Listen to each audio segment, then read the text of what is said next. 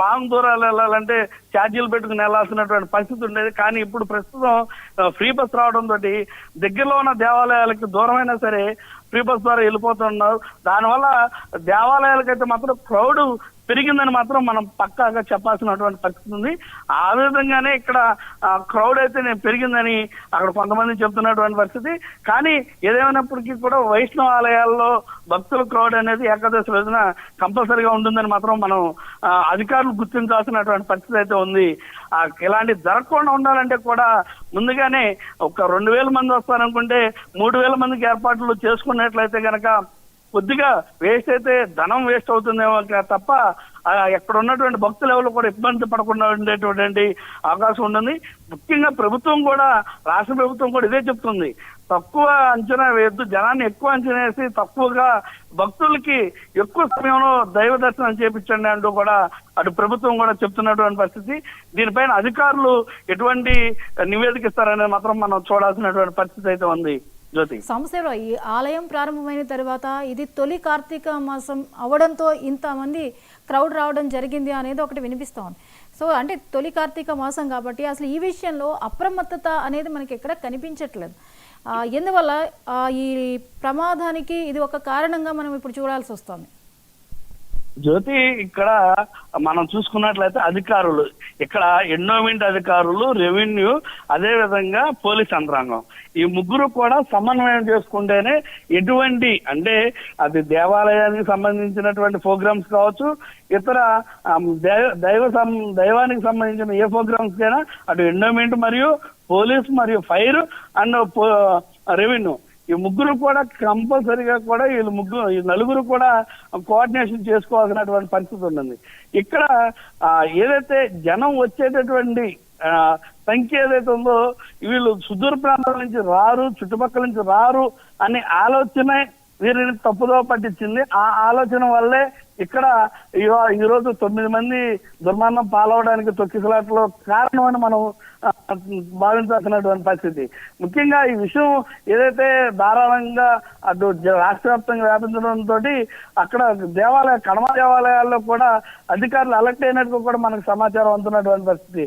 ముఖ్యంగా శైవ క్షేత్రాలలో ఇప్పుడు ఏదైతే దేవాలయాల్లో కార్తీక మాసం సందర్భంగా ఇక మీదటైనా సరే అటు అధికారులు 2000 వస్తారనుకున్న చోట 3000 మందికి ఏర్పాట్లు చేయడం, 10,000 వస్తారనుకున్న చోట 11-12,000 మందికి ఏర్పాట్లు చేసినట్లయితే కనుక కొద్దిగా పబ్లిక్ క్రౌడ్ తగ్గినప్పుడు ఈ దర్శనం కొద్దిగా స్వామివారిని దర్శించుకునే టైం పెరుగుతుంది.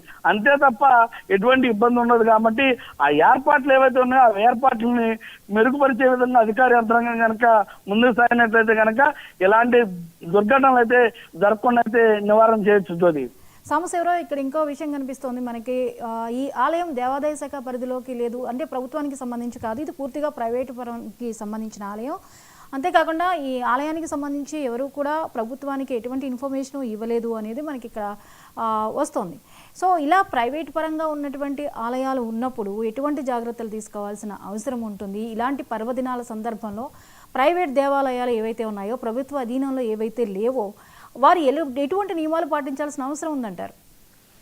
ముఖ్యంగా ప్రైవేట్ ఆలయాలు అంటే ముఖ్యంగా గ్రామాల్లో జరిగేటటువంటి ఆలయాలు అన్నమాట. అంటే ఎండోమెంట్ మనం చూసుకున్నట్లయితే ఆదాయ వనరులు ఉండేటటువంటి దేవాలయాలని ఎండోమెంట్ దత్తత తీసుకోవడం లేదంటే వారి ఆండవర్లోకి తీసుకోవడం జరుగుతుంది. కానీ కొత్తగా నిర్మించినటువంటి ఆలయాలు కావచ్చు, అంత ప్రాచుర్యత అంటే ఏదైతే భూములు కానీ ఆస్తులు కానీ తక్కువగా ఉండేటటువంటి ఆలయాలని జోలికి ఏదైతే ఎండోమెంట్ డిపార్ట్మెంట్ అయితే వెళ్ళదు. అక్కడ ధర్మకర్తల మండలి ఉంటుంది, లేదు అక్కడ స్థానికంగా ఒక కమిటీ అనేది ఉంటుంది. ఆ కమిటీ వారు ఏదైతే ఇలాంటి కార్యక్రమాలు చేసినప్పుడు సహజంగా లోకల్ పోలీస్ వారికి తెలియజేయడం జరుగుతూ ఉంటది. అంటే ఎండోమెంట్ వారికి తెలియజేయాల్సినటువంటి అవసరం వారికి లేదు కాబట్టి అక్కడ స్థానికంగా ఉన్నటువంటి డిపార్ట్మెంట్ వారికి కంపల్సరీగా ఇక్కడ ఈ కార్యక్రమం చేస్తా ఉన్నాం, ఈ కార్యక్రమానికి సంబంధించి క్రౌడ్ ఎంతమంది వస్తుందంటూ కూడా అక్కడ పర్మిషన్ అయితే తీసుకోవాల్సినటువంటి పరిస్థితి అయితే ఉన్నటువంటి పరిస్థితి ఉంది. గతంలో లాగా ఈ మధ్యకాలంలో మనం చూసాం వినాయక పందిళ్ళ వద్ద కూడా ఎంతమంది వినాయక పందిట్లో ఉంటారు, ఎంతమంది భక్తులు, నవరాత్రుల రోజుల్లో ఎంతమంది భక్తులు వస్తారు అనేది పూర్తిగా ఎస్టిమేషన్ కూడా పోలీస్ అధికారులు తీసుకున్నటువంటి పరిస్థితి, మైక్ తో సహా పర్మిషన్ కి లెటర్లు తీసుకున్నటువంటి పరిస్థితి. అదేవిధంగా మైక్ పర్మిషన్ తో పాటు ఇటువంటి అవాంఛనీయ సంఘటన జరగకుండా ఉండాలంటూ కూడా 10 మంది సభ్యులతోటి కొన్ని సంతకాలు కూడా తీసుకున్నటువంటి పరిస్థితి మనం అనేక అంటే దేవీ నవరాత్రులు కావచ్చు, వినాయక నవరాత్రులు కావచ్చు, ఇలాంటి సందర్భాల్లో మనం చూసాం ప్రత్యక్షంగా. కానీ ఇక్కడ ఏదైతే గ్రామంలో జరిగినటువంటి ఈ సంఘటన ఉందో దీనికి సంబంధించి కూడా అటు పోలీసులకు అయితే ఇన్ఫర్మేషన్ లేదని అంటే ఇక్కడ ఉన్నటువంటి ఆలయ కమిటీ ఎవరైతే ఉన్నారో ఆ కమిటీ తప్పుగానే మనం భావించాల్సినటువంటి పరిస్థితి. ఒకవేళ పోలీసులకు కనుక ఇన్ఫర్మేషన్ ఇచ్చినప్పటికీ కూడా ఇలాంటి సంఘటన జరిగిందంటే అటు పోలీస్ వ్యవస్థ కూడా దీనిపైన అశ్రద్ధ వహించిందని కూడా మనం చెప్పుకోవాల్సినటువంటి పరిస్థితి వస్తుంది. అంటే 2 విధాలు, అంటే ఆలయ కమిటీ కనుక లెటర్ రూపంలో కనుక పోలీసులు కనుక కంపల్సరీగా మేము వెళ్తున్నాము, మేము ఈ కార్యక్రమం చేస్తున్నాము, ఈ కార్యక్రమానికి ఇంత క్రౌడ్ వస్తుంది అని చెప్పేసి ఇస్తే, అంచనాకి మించి ఎక్కువ వస్తే కనుక ఇది ఆలయ కమిటీదే తప్పుగా మనం భావించాలి. అటు పోలీసు యంత్రాంగాన్ని కానీ ఇతరుని నిందించేటటువంటి అవకాశం లేదు. అంటే వీరిచ్చే నివేదికను బట్టి అక్కడ పోలీసు యంత్రాంగం కూడా అప్రమత్తమై అక్కడ డ్యూటీలో కొంతమందిని పెట్టడం జరుగుతూ ఉంటుంది. మొత్తంగా మనం ఇలాంటి కార్యక్రమాలు జరిగేటప్పుడు ఎప్పుడు కూడా అటు ఆలయానికి సంబంధించినటువంటి కమిటీ కావచ్చు, ధర్మకర్తల మండలి కావచ్చు, వీళ్ళందరూ కూడా పోలీస్ వారికి, రెవెన్యూ వారికి, అంటే అదేవిధంగా హెల్త్ డిపార్ట్మెంట్ కూడా సమాచారం ఇవ్వాలి. ఎందుకంటే అక్కడ ఉన్నటువంటి క్రౌడ్ లో ఎలాంటి ఇన్ఫెక్షన్స్ కానీ ఇలాంటివన్నీ కూడా జరిగేటటువంటి అవకాశం ఉంటుంది. స్థానికంగా పంచాయతీరాజ్ శాఖకు కూడా ఇన్ఫర్మేషన్ ఇస్తే అక్కడ వాళ్ళు శానిటేషన్ చేస్తారు. రెవెన్యూ డిపార్ట్మెంట్ కి ఇస్తే అక్కడ కొంతమంది అధికారులని అప్రమత్తం చేస్తారు. పోలీస్ డిపార్ట్మెంట్ కి ఇవ్వడం వల్ల సమాచారం అక్కడ పోలీస్ కొంతమంది వచ్చి క్రౌడ్ ని కంట్రోల్ చేస్తారు.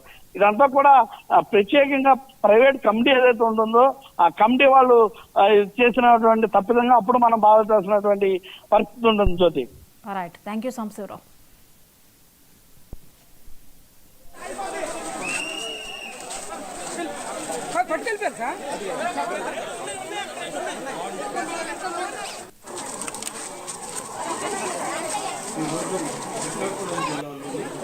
కాశీబుగ్గ ప్రాంతంలో శ్రీ వెంకటేశ్వర స్వామి ఆలయం, అక్కడ ఇవాళ